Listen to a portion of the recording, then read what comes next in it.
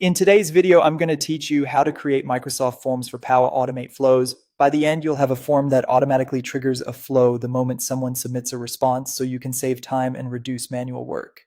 First, head over to Microsoft Forms, create a new form and give it a clear, descriptive title and description so respondents know exactly what it's for. Start adding your questions. You can use text, choice, date, rating, or other field types depending on the information you need. For reliable automation, make key questions required. This ensures your flow always has the data it needs, like names, emails, or project details. Keep labels short and unambiguous, and consider adding helpful subtitles or examples in the question text to improve response quality.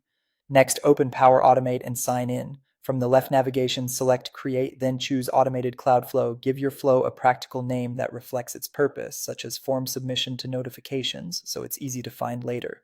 In the trigger search box, look for Microsoft Forms and pick the trigger called When a New Response is Submitted.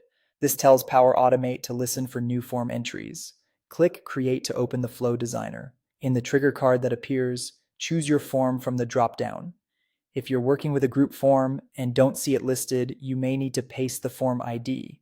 You can obtain that form ID from the form's details or URL, and pasting it here ensures the trigger connects to the correct group-owned form. Now add the step that retrieves the submitted answers. Select New Step, search for Microsoft Forms, and choose the action Get Response Details.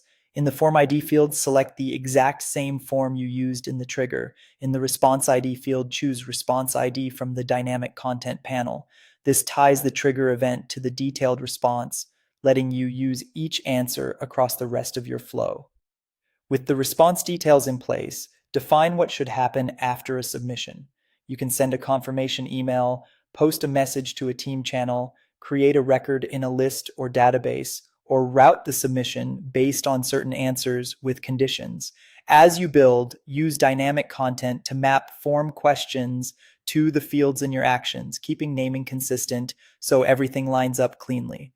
That's it. You've connected Microsoft Forms to Power Automate, captured response details, and set the stage for whatever actions you want to run the moment a form is submitted.